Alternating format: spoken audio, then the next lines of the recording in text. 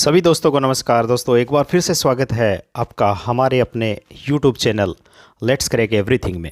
दोस्तों आज हम 3 दिनों का यानी कि 22, 23, 24 3 दिनों का करंट अफेयर डिस्कस कर रहे हैं। ठीक है, इसमें 33 क्वेश्चंस हैं जो कि MCQ के रूप में दिए गए हैं।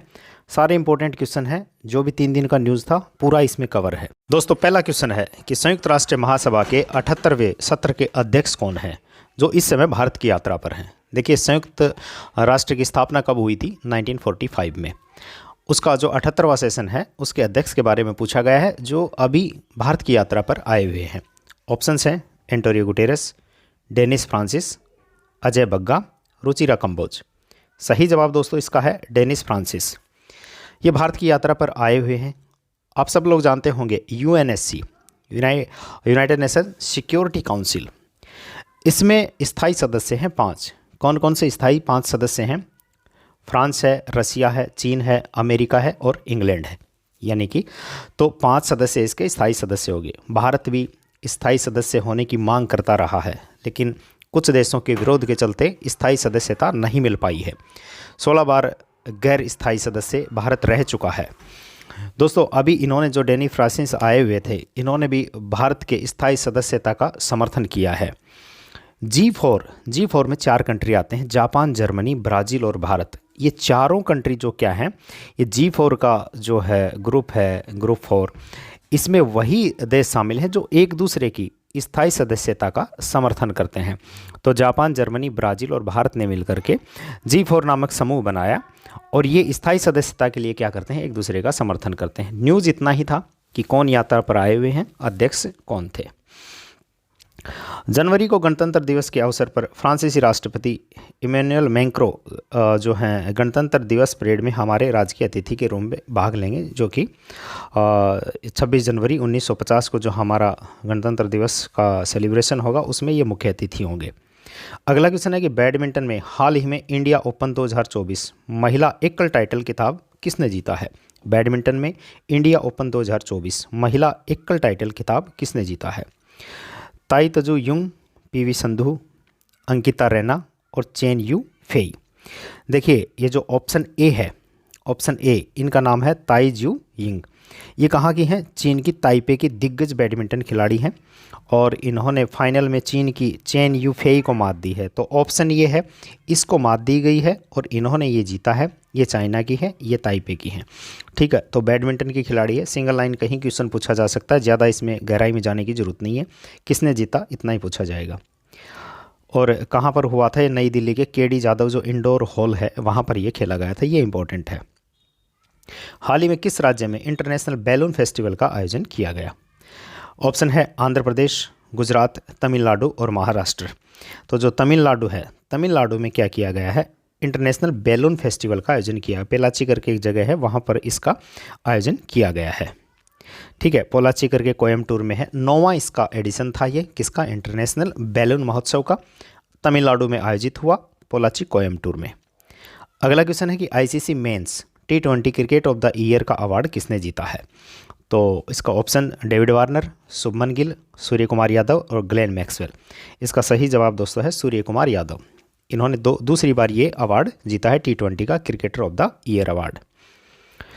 सूर्य कुमार यादव ने 2 बार ये खिताब जीत लिया, मैंने बता ही दिया, पहले भारतीय बन गए हैं। अगला क्वेश्चन है कि अयोध्या राम मंदिर निर्माण के मुख्य वास्तुकार कौन हैं?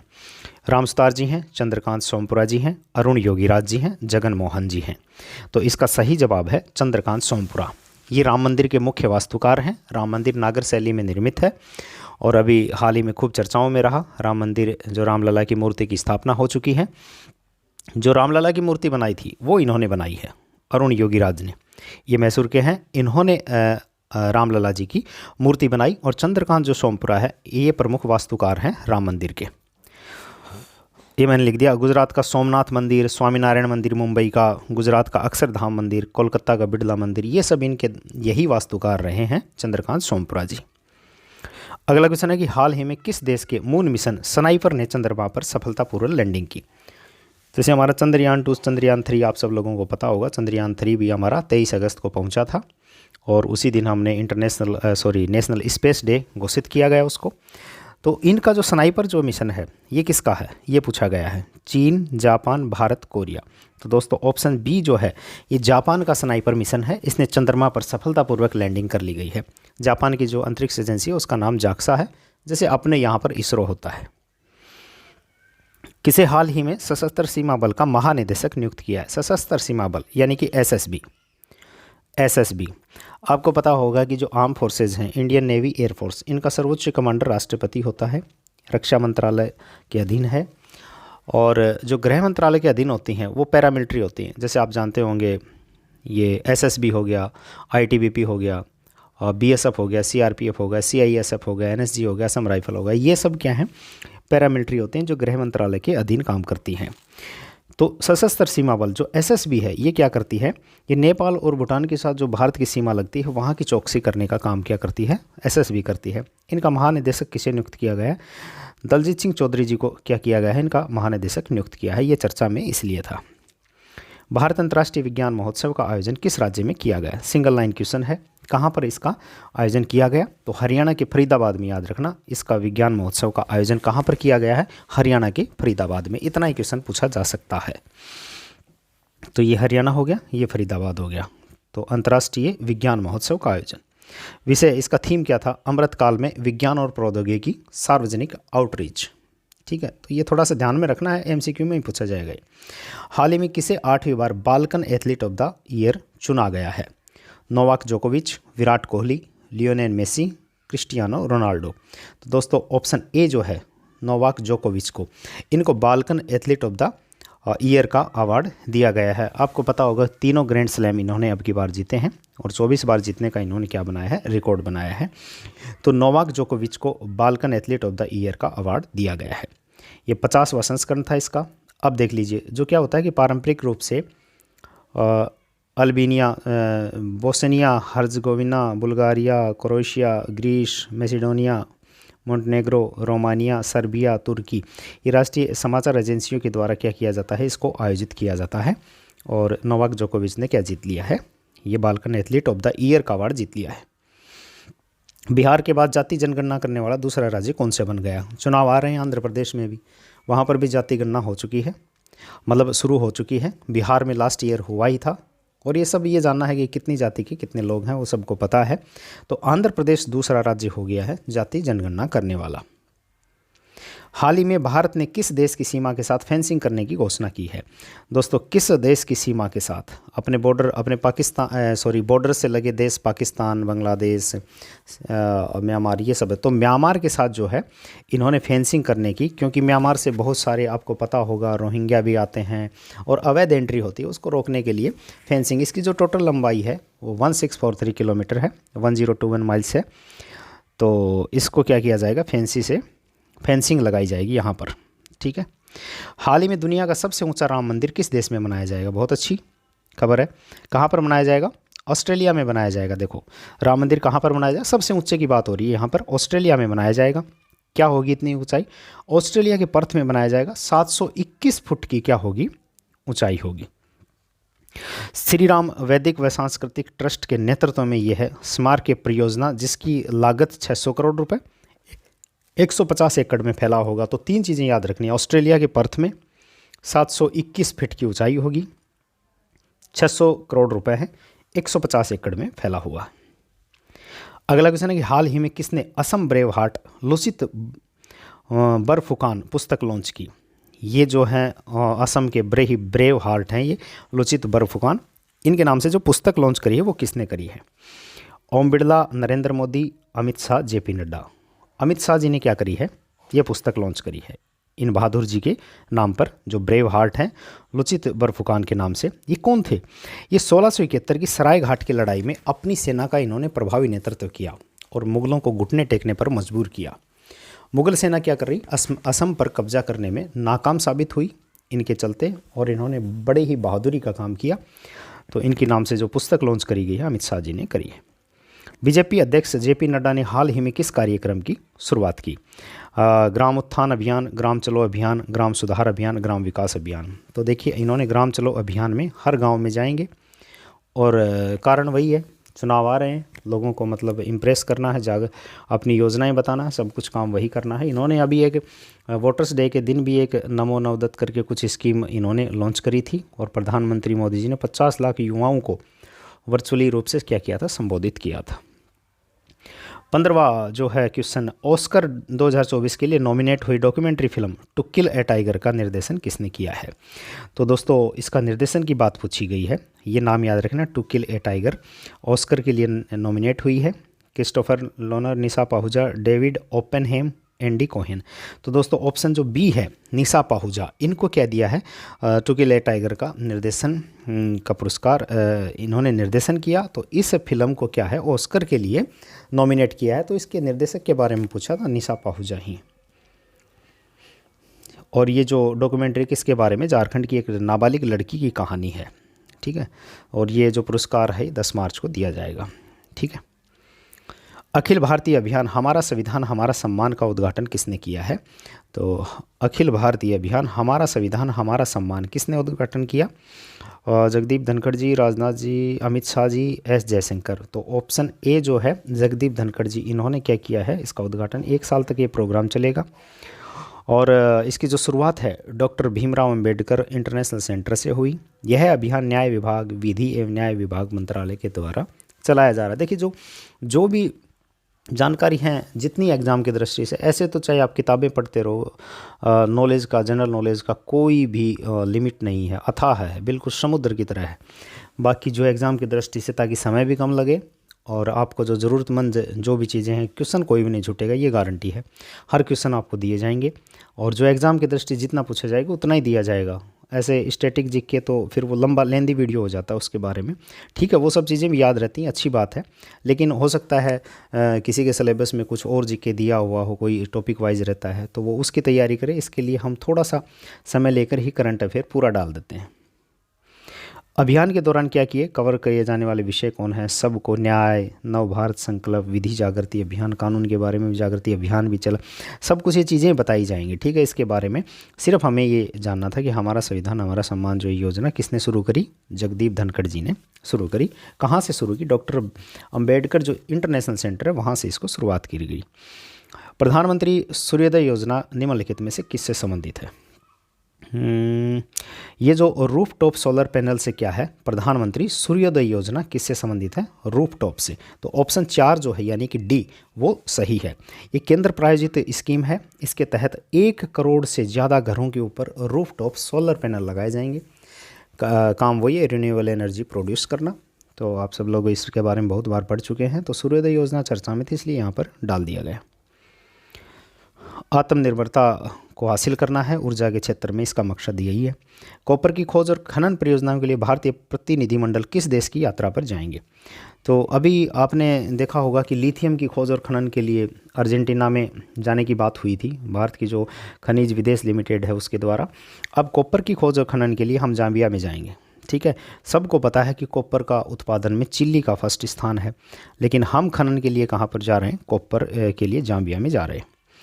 हाल ही समाचारों में देखी गई ग्रेट इंडियन बस्टर्ड की IUCN स्थिति क्या है? यानी कि IUCN की जो रेड डाटा बुक है उसमें इसको क्या दर्शाया गया है? यानी कि क्रिटिकली इंडेंजर्ड दर्शाया गया है, इंडेंजर्ड दर्शाया गया है, वनरेबल दर्शाया गया है, और लिस्ट कंसर्न के बारे में बात हो रही है, ठीक है। तो ये क्रिटिकली जो इंडेंजर्ड है इसको यहाँ पर क्या दर्शाया गया है? गंभीर रूप से खतरे में कुछ ही संख्या में यहाँ पर रह गए हैं। और इसका जो ग्रेट इंडियन बस्टर्ड का जो वैज्ञानिक नाम है ये क्या है? ओडियोटिस नाग्रिसेप्स क्या है इसका नाम है, ठीक है। तो ये राजस्थान के जो एनिमल है उससे संबंधित है। ये ग्रेट इंडियन बस्टर्ड IUCN की स्थिति क्या है? क्रिटिकली इंडेंजर्ड इनको बताया गया है। पेंडियाला लक्ष्मी प्रिया किस नृत्य से संबंधित है जिन्हें प्रधानमंत्री राष्ट्रीय बाल पुरस्कार से, मैंने कल भी डिस्कस किया था, बाल पुरस्कार राष्ट्रपति जी ने 5 से 18 वर्ष के बच्चों को 6 क्षेत्रों में बताया था। ये बहुत सारी कला एंड संस्कृति, खेल विभाग, विज्ञान एंड प्रौद्योगिकी, समाज सेवा, इन सब में बताया था 5 से 18 साल के बच्चों को। तो ये जो लक्ष्मी प्रिया है, कुचिपुड़ी नृत्य के लिए इनको कह दिया बाल पुरस्कार से सम्मानित किया गया। निम्नलिखित में से कौन सा अरावली पर्वतमाला का उच्चतम बिंदु है? देखिए अरावली जो पर्वतमाला है गुजरात के पालनपुर से लेकर के यहाँ दिल्ली तक फैली हुई है, और जो राजस्थान से होकर राजस्थान का बहुत सारा भाग वो कवर करती है। और राजस्थान की जो है, राजस्थान में से गुजरती है। तो इसका जो उच्चतम बिंदु है उसके बारे में पूछा गया है। तो जो गुरु शिखर है जो कि माउंट आबू में है, यहाँ पर क्या है, इसका जो उच्चतम बिंदु है 1722 मीटर की बात हो रही है। तो वो यहाँ इसकी ऊंचाई क्या है, 1722 मीटर की बात हो रही है। तो 5650 क्या हो जाएगा, फिट हो जाएगा। अब ये चर्चा में क्यों थी? चर्चा में ये थी कि एक ये वाद है, इंपॉर्टेंट क्वेश्चन है, TN गोदावर्मन थिरुमुलपाद बनाम भारत संघ एक वाद था। इसमें सुप्रीम कोर्ट ने कहा कि अगर राज्य सरकार को लगता है कि अरावली जो पर्वत श्रेणी है, पर्वत श्रृंखला है, वहाँ पर कोई खनन कार्य हो रहा है और सरकार को लग रहा है कि अवैध है, तो उस पर वह उसको फ्री हैंड दिया है, वो रोक लगा सकती है और किसी को अगर वैध है तो उसको आवेदन दे सकती है। तो इसके बारे में चर्चा में इसीलिए था। ये उत्तर पश्चिम जो है डायरेक्शन में ये ऐसे फैली हुई है, कितने 670 किलोमीटर में ये क्या है, फैली हुई है। 1722 इसका गुरु शिखर जो मीटर है, 1722 मीटर, ये सबसे ऊंचा पॉइंट है, जो कि अगर फिट में करेंगे तो 5650 इसकी सबसे ऊंची चोटी है। और हिल स्टेशन भी एकमात्र यहीं पर है, माउंट आबू में है गुरु शिखर। तो राजस्थान का एकमात्र हिल स्टेशन माउंट आबू है। सुभाष चंद्र बोस आपदा प्रबंधन पुरस्कार 2024 संस्थागत श्रेणी में किसे प्रदान किया गया? तो ये सिंगल क्वेश्चन है, पुरस्कार से संबंधित है। उत्तर प्रदेश के जो 60 पैराशूट फील्ड हॉस्पिटल यूपी का, उसको प्रदान किया गया है ये संस्था की श्रेणी में सुभाष चंद्र बोस आपदा प्रबंधन पुरस्कार। ठीक है, तो ये याद रखना, 60 पैराशूट दिया गया है। केंद्रीय गृह मंत्रालय ने इसकी घोषणा करी। संस्था को 51 लाख रुपए, एक प्रमाण पत्र, और अगर व्यक्तिगत मामले में 5 लाख रुपए और एक प्रमाण पत्र दिया जाता है, क्योंकि ये संस्था है एक, तो इसको 51 लाख की बात हो रही है। भारत में प्रतिवर्ष पराक्रम दिवस कब मनाया जाता है? भारत में पराक्रम दिवस कब मनाया जाता है? तो ये सुभाष चंद्र बोस जी की जो जयंती है 23 जनवरी को, ये पराक्रम दिवस के रूप में इसको क्या घोषित किया, 2021 में इसको घोषित किया था पराक्रम दिवस के रूप में। तो दिवस से 2021 से इसको मनाए जाने की घोषणा की थी मोदी सरकार ने, तो उनसे संबंधित है, सुभाष चंद्र बोस जी से संबंधित। और PM मोदी ने 9 दिवसीय कार्यक्रम भारत पर्व का भी आरंभ करेंगे। राष्ट्रीय बालिका दिवस हर साल कब मनाया जाता है? तो बालिका दिवस मनाया जाता है 24 जनवरी को। ये 2-3 दिन इंपॉर्टेंट है, 23 जनवरी पराक्रम दिवस, 24 जनवरी बालिका दिवस और 25 जनवरी मतदाता दिवस, हमें पता भी है। तो जो बालिका दिवस है इसकी शुरुआत 2008 में की गई थी। वही है, बालिकाओं के अधिकारों और उनके सामने आने वाले जो भी चुनौतियाँ हैं उनके लिए काम करना, जागरूकता फैलाना, ये सब उनके लिए है राष्ट्रीय बालिका दिवस 24 जनवरी।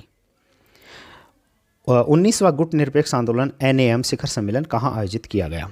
तो ये कहाँ पर आयोजित किया? कंपाला। कंपाला कहाँ पर है? युगांडा में। युगांडा में इसका 19वां नाम का नॉन लाइन मूवमेंट, हमें पता है गुट निरपेक्ष आंदोलन की बात करते हैं। अमेरिका और रूस आपस में शीत युद्ध के दौरान जो है, उस शीत युद्ध चल रहा था, उस दौरान क्या है कि जो विकासशील देश हैं इनके डेवलपमेंट की और इनकी जो बात करने के लिए नाम की 1961 में स्थापना हुई थी, 1961 में। तो 1961 में नाम की स्थापना, इसमें विकासशील देश शामिल होते हैं, जो किसी भी गुट निरपेक्ष किसी गुट में शामिल नहीं है, जो चाहे वो अमेरिका का, रूस का, कोई भी इन दोनों का जो गुट था ना, शीत युद्ध इनका चल रहा था, तो किसी गुट में शामिल ना हो गए। इनका एक अलग ग्रुप था जो विकासशील देशों का एक ग्रुप है, और अपने ही मतलब ये ग्रुप में आप एक दूसरे का सहयोग करना, विकास करना, ये सब बातें इसमें क्या है शामिल है। मैंने ऊपर हल्का हल्का बताया, तो किताबी लैंग्वेज नहीं बताई है। देखिए, इसमें अगर थोड़ा बहुत आप पढ़ना चाहें तो पंचशील सिद्धांत पर आधारित शीत युद्ध के दौरान 1961 में स्थापित गुट निरपेक्ष आंदोलन की जड़ें उस अवधारणा से जुड़ी हैं जो 1955 में इंडोनेशिया में एशिया अफ्रीका बांडुंग सम्मेलन, ये बांडुंग में सम्मेलन हुआ था। सितंबर 1961 में ये किसने स्थापना करी, ये देख लीजिए। सितंबर 1961 में स्थापना, कौन कौन थे? यूगोस्लाविया के कौन थे? जोसेफ ब्रोज टिटो थे, भारत के जवाहरलाल नेहरू थे, घाना के क्वामे नक्रुमा थे, मिस्र के अब्दुल नासिर थे, इंडोनेशिया के सुकर्णो थे। यूगोस्लाविया में क्या हुआ? ये आयोजित हुआ शिखर सम्मेलन, इसकी स्थापना ये थी। अभी चर्चा में था कि 19वां सम्मेलन इसका कहाँ पर हुआ है?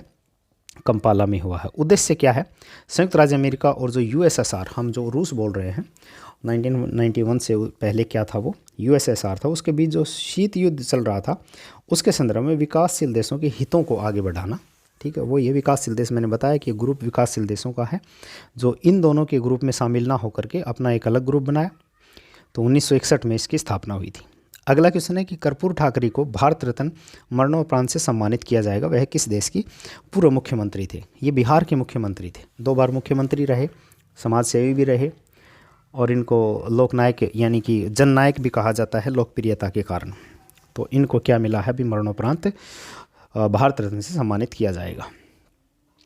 पुलिस अनुसंधान और विकास ब्यूरो हाल ही खबरों में था, किस मंत्रालय के अंतर्गत आता है?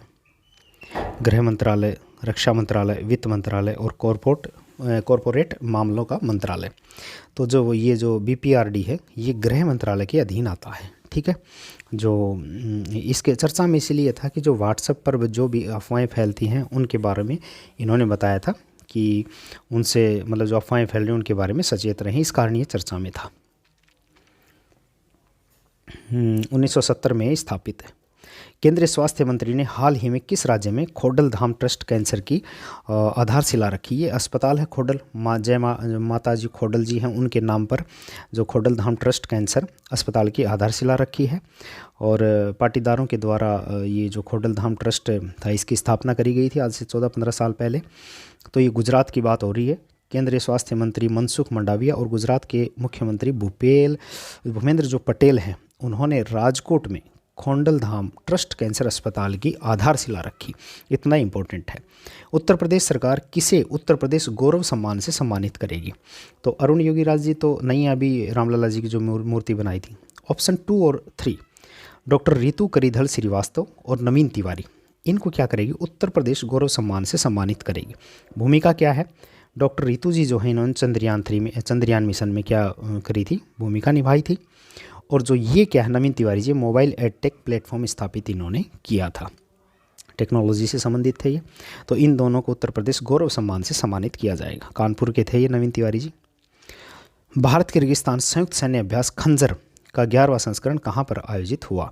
तो ये पहले तो ये देख लीजिए, खंजर अभ्यास किस किस के बीच में है? भारत किर्गिस्तान के बीच में। हिमाचल प्रदेश में क्या हुआ? ये आयोजित हुआ। कौन सा संस्करण था? 11वां। दोस्तों अगला क्वेश्चन है कि हाल ही में भारत ने किस भाषा को शास्त्रीय भाषा में शामिल करने की घोषणा की है?